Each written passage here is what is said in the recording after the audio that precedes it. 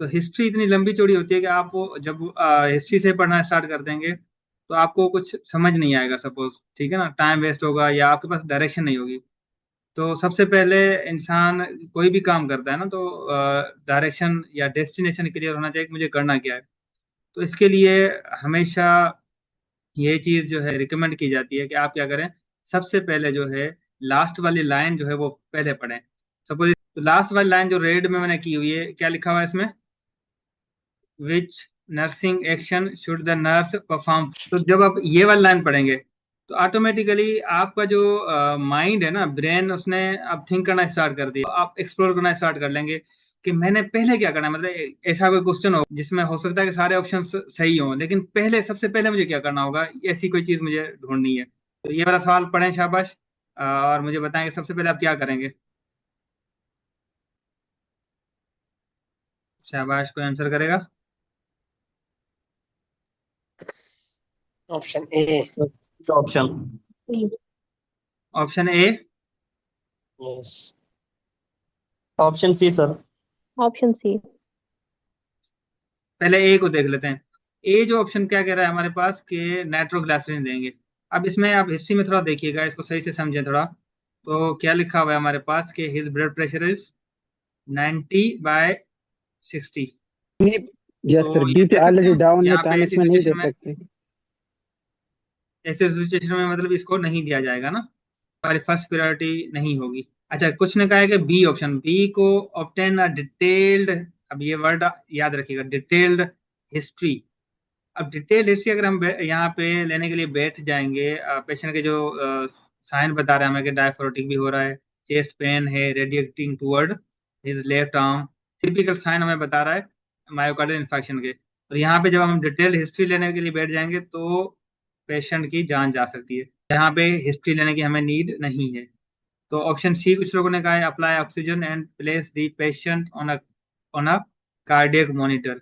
तो इन सब में से जो है सेफ ऑप्शन और जो है प्रायोरिटी ऑप्शन हमारा सी होगा।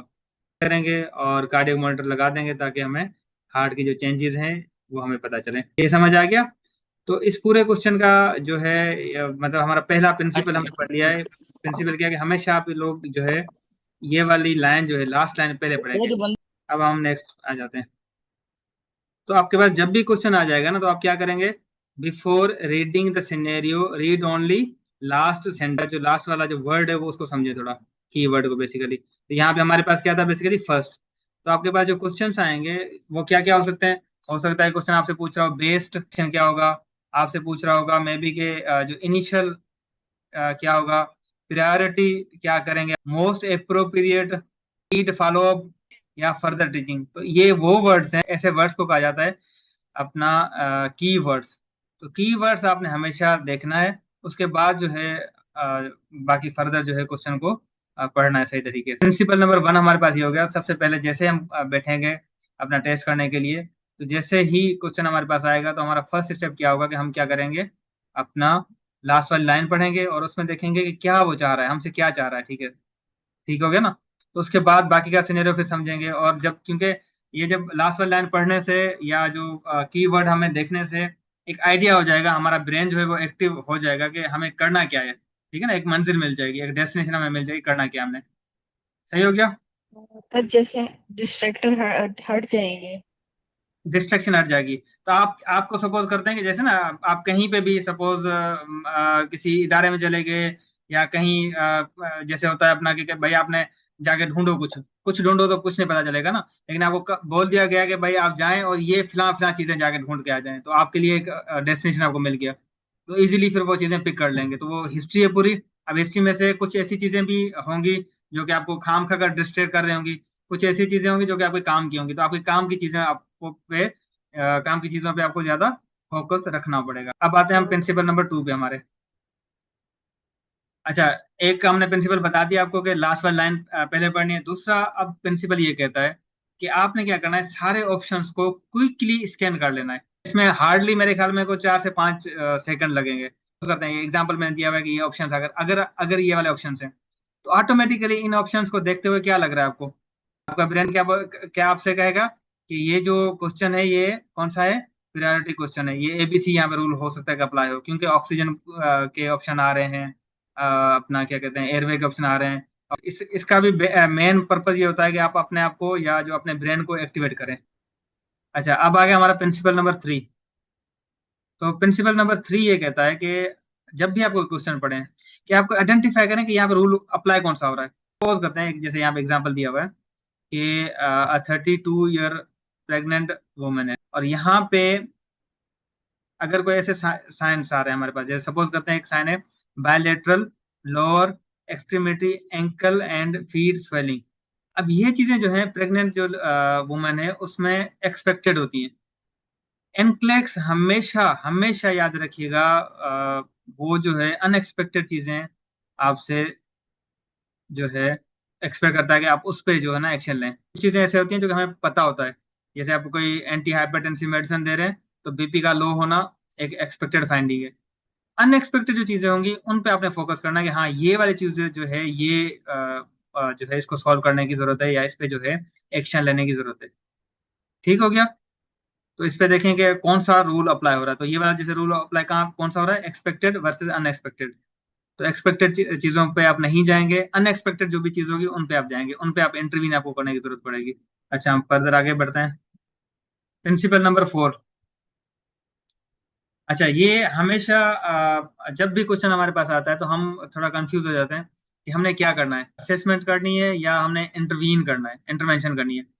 तो एनक्लेक्स का एक गोल्डन रूल है, ऑलवेज असेसमेंट फर्स्ट। एक्सेप्ट कहाँ पे, कौन सी कंडीशन है जो कि एक्सेप्शन है हमारे पास, कार्डियक अरेस्ट हो गया, ये हमारे पास एक्सेप्शन आ गई। सीवियर ब्लीडिंग है, ये एक्सेप्शन हमारे पास आ गई। एयरवे ऑब्स्ट्रक्शन है, ये हमारे पास एक्सेप्शन आ गई। एनाफाइलेक्सिस है, ये भी हमारे पास एक्सेप्शन आ गई। या ऐसी कोई भी कंडीशन, ये जो रेड लाइन में लिखा हुआ है, रेड कलर में लिखा हुआ है, if a patient is in life threatening situation always act not assess. Assess हमने नहीं करना। अगर हमें लग रहा है कोई भी ऐसी सिचुएशन है जो कि पेशेंट के लिए लाइफ थ्रेटनिंग है तो वहां पे असेसमेंट पे हम नहीं जाएंगे। अदरवाइज कंडीशन अगर नॉर्मल है, ये जो जितनी कंडीशंस दी हुई हैं इनमें से अगर कुछ भी नहीं है तो हम जो है सबसे पहले असेसमेंट करेंगे, और अगर इनमें से कुछ होगा तो हम हमेशा इंटरवीन करेंगे। तो प्रिंसिपल नंबर 4 हमें सिखाता है। प्रिंसिपल नंबर 5 क्या कहता है कि आप क्या करें, डिस्ट्रैक्टर को आइडेंटिफाई करें। आपके जो क्वेश्चंस हैं उसमें कुछ ऑप्शन ऐसे होंगे जो कि करेक्ट होंगे, और कुछ ऑप्शन जो हैं ऐसे होंगे जो डिस्ट्रैक्ट करने के लिए आपको, मतलब सिमिलर जो है अपना करेक्ट ऑप्शन जैसा ही कुछ कोई ना कोई ऐसा दे दिया आपको डिस्ट्रैक्ट करने के लिए। ठीक है। तो बेसिकली डिस्ट्रैक्टर की ये डेफिनेशन लिखी हुई है कि डिस्ट्रैक्टर है क्या। A distractor is an answer choice that sounds correct in general nursing knowledge but does not answer the questions की डिमांड। हो सकता है कि वो जनरल नर्सिंग में, मतलब हमें लग रहा है कि यार ये सही हो सकता है ऑप्शन ना, ये करेक्ट है हमारी नॉलेज के हिसाब से, लेकिन की डिमांड क्या है। सपोज करते हैं की डिमांड जो क्वेश्चन आपसे क्या मांग रहा है, जैसे की जो वर्ड्स है हमारे पास वो क्या है। फर्स्ट एक्शन हमसे पूछ रहा है, मोस्ट अप्रोप्रिएट पूछ रहा है, इमीडिएट एक्शन कोई पूछ रहा है हमसे, तो इसको देखते हुए हमने आंसर करना है। सही हो गया। हो सकता है कि वो जो ऑप्शन है वो करेक्ट हो, लेकिन की डिमांड क्वेश्चन की कुछ और है, तो उसमें वो ऑप्शन जो है वो डिस्ट्रैक्टर है, वो करेक्ट नहीं है हमारा। या तो फिर वो जैसे सपोज करें वो प्रायोरिटी एक्शन नहीं होगा, फर्स्ट एक्शन नहीं होगा, या बेस्ट एक्शन नहीं होगा। वो ऑप्शन करेक्ट है लेकिन वो प्रायोरिटी नहीं है। वो ऑप्शन करेक्ट है लेकिन वो फर्स्ट एक्शन नहीं है। वो ऑप्शन करेक्ट है लेकिन बेस्ट एक्शन नहीं है। ये ऐसे ऑप्शंस को कहा जाता है डिस्ट्रैक्टर। हम आगे बढ़ते हैं। तो यहाँ पे कुछ एग्जांपल्स दिए हुए हैं डिस्ट्रैक्टर के। ये क्वेश्चन कीजिएगा प्लीज। तो ऑटोटॉक्सिसिटी जो है जेंटामाइसिन के साथ होती है, ये एज अ नर्स आपको पता है। अब ये क्वेश्चन को सॉल्व करें, शाबाश, मुझे आंसर बताएं। think tinnitus is the right option. Very good. अच्छा, सी ने किसने कहा है, किसने बी कहा है। अच्छा, बी और सी और ए ऑप्शन आया हमारे पास, ठीक है ना। एक एक को हम देख लेते हैं जो आप लोगों ने बताए। अच्छा, hearing voices calling his name. अच्छा, ये बेसिकली इसको अगर हम समझें ये क्या होता है। अगर कोई पेशेंट आपको बोले कि मुझे कोई आवाजें आ रही हैं और वो मेरा नाम जो है ना दे रहा है, तो ये क्या है। जो हम क्या कहते हैं, हेलुसिनेशन। तो हेलुसिनेशन जो है वो बेसिकली ऑटोटॉक्सिसिटी नहीं है। तो ये किसी ने ऑप्शन बताया था, अफसर ने। अफसर क्या आप कहा ना आपने, ये क्यों सही है? मैंने टेनेटस बोला है, बी ऑप्शन करेक्ट है। टेनेटस, ठीक है ना। तो ये वाला जो है ऑप्शन, ये करेक्ट है। माइल्ड हेडेक नहीं, ये करेक्ट नहीं है। ये जो चीजें, ये डिस्ट्रैक्टर हैं। अब ऑटोटॉक्सिसिटी नर्स ने पढ़ा हुआ है। हमें हमें किसने पढ़ाया था? कि फार्माकोलॉजी का टीचर आया, आपको पढ़ा रहा था कि भाई जेंटामाइसिन के साथ ऑटोटॉक्सिसिटी होती है, तो आपने पढ़ लिया था। अब एनक्लेस क्या करता है, आपको खाम खा कंफ्यूज करने के लिए डिस्ट्रैक्टर दे देता है कि hearing voices calling his name. तो ये भी लगे ऐसा रहा है कि जैसे कोई हमारे पास हियरिंग का प्रॉब्लम है ना, ठीक है ना। तो आपको आपका आपको डिस्ट्रैक्ट करने के लिए ऐसा क्वेश्चन दिया हुआ है। तो एनक्लेक्स हमेशा ऐसी चीजों को बहुत ज्यादा लाइक करता है। आगे हम बढ़ते हैं। एक और भी एनक्लेक्स का पसंदीदा टॉपिक है, हाइपोग्लाइसीमिया वर्सेस स्ट्रोक। इसमें क्वेश्चन आता है, पेशेंट सडनली बिकम्स कंफ्यूज। अब ऑप्शन आपके पास ये आ गए, तो इसमें से क्या करोगे आप? Very good, very good. तो बी क्यों करेंगे? एनक्लेक्स हमेशा कहता है कि आप जब भी ऐसा कोई मसला हो, तो जो है हाइपोग्लाइसीमिया को आप लोग हमेशा जो है पहले रूल आउट करें। देखें कि पेशेंट, हो सकता है कि स्ट्रोक में हो, लेकिन हाइपोग्लाइसीमिया में भी हो सकता है ना। तो हमने जो है स्ट्रोक टीम को एक्टिवेट नहीं करना, ठीक है। और ग्लूकोज को जो है हमने असेस करना है। ये भी एनक्लेक्स का पसंदीदा टॉपिक में से एक टॉपिक है, क्रैप करने के लिए आपको, ठीक है। अच्छा, हम नेक्स्ट पे आते हैं। अच्छा, एक और जो है डिस्ट्रैक्टर जैसे अपना मॉर्फिन से रिलेटेड आता है, कि पेशेंट है काम है और स्लीपिंग। हिस्ट्री बड़ी दे दी आपको कि फिलहाल डिजीज के साथ था और ये था, और इस टाइम पे जो है ना पेशेंट पहले जो है काफी पेन की कंप्लेन कर रहा था। डॉक्टर ने मॉर्फिन जो है ऑर्डर किया और नर्स ने उनको लगा दिया है अभी मॉर्फिन, और अभी पेशेंट काम है और स्लीपिंग। आप क्या समझोगे, पेशेंट क्या है? पेशेंट इनकम्फर्टेबल मतलब सिचुएशन में है, या पेशेंट जो है रेस्पिरेटरी डिप्रेशन में है? क्या लग रहा है आपको, क्या होगा? Respiratory depression. डिप्रेशन में क्यों? क्योंकि हार्ट रेट देखें, अपना क्या कहते हैं, सॉरी, रेस्पिरेटरी रेट जो है वो 8 पे आ रहा है। नॉर्मल रेट तो मतलब बिलो 12 द से बॉर्डर। जब भी कोई कम हो तो ये अलार्म है हमारे लिए ना। पेशेंट मॉर्फिन भी ले रहा है, तो मॉर्फिन का तो ये एडवर्स इफेक्ट है ना, रेस्पिरेटरी डिप्रेशन। ये एक मॉर्फिन का एडवर्स जो है इफेक्ट है। डिस्ट्रैक्ट करने के लिए ये पेशेंट आपको हिस्ट्री लंबी चौड़ी दे देंगे, तो पेशेंट सोया नहीं था 2 दिन से, ये था वो था। तो हमें मतलब फील ऐसा करवाने की कोशिश की जाएगी उसमें कि पेशेंट इस टाइम पे कंफर्टेबल है और पेशेंट सो रहा है, नींद कर रहा है, लेकिन ऐसा नहीं होता। अच्छा, और मजीद हम जो है डिस्ट्रक्टर किस टाइप के होते हैं मैं आपको बताता हूँ। सीओपीडी। अच्छा, इसमें भी ऐसा होगा कि लंबी चौड़ी हिस्ट्री लिखी होगी, सही है। ऑक्सीजन जो है वो 2 लीटर पे चल रहा है, और इस टाइम पे जो सेचुरेशन है वो 90 या 89 भी कभी कभी दे देते हैं, 89% आ रहा है। तो डिस्ट्रक्टर वहां पे क्या लगाया होगा? सपोज करते हैं कि भाई ऑक्सीजन लो है, और जो है सेचुरेशन मतलब लो आ रही है, और हम क्या करें, ऑक्सीजन को बढ़ा दें, लीटर पे कर दें। लेकिन आपको पता होना चाहिए as a registered nurse, COPD में 89 और से लेके 90% तक भी नॉर्मल कंसीडर की जाती है। तो ये याद रखिएगा हमेशा कि जो ऑक्सीजन है उसको, ऑक्सीजन बेसिकली क्या है, एक ड्रग है, ठीक है ना। और ड्रग का जो है हमेशा अगर एक्सेस में होगा तो क्या कर रहे हैं हम उसको, पेशेंट को हार्म दे सकते हैं। अच्छा, नेक्स्ट पे हम जाते हैं। हाइपोकैल्सीमिया। इसमें भी ऐसे ही होगा, पेशेंट की हिस्ट्री दी होगी आपको, और यार पेशेंट कोई आपको बात नहीं, मैं आज पीछे बैठ जाती हूँ। सारे दुखी हो बताएं, जाते हैं यार प्लीज जिंदगी। प्लीज म्यूट रखें अपने आप को। अच्छा, ऐसा जो है हाइपोकैल्सीमिया का क्या आता है कि पेशेंट की हिस्ट्री दी होगी सारी ना, और पेशेंट कह रहा है कि भाई जो है टिंगलिंग अराउंड माई माउथ है। तो ये एक टिपिकल, एक क्लासिकल साइन है किस चीज़ का, अपना जो है हाइपोकैल्सीमिया का। लेकिन हम इनको कभी कभी जो है डेंटल इशू भी समझ रहे होते हैं, तो ये भी डिस्ट्रैक्टर होता है इस तरीके का। अच्छा, पेशेंट डिजॉक्सिन ले रहा है, नोट कर रहा है ग्रीन हेलोज।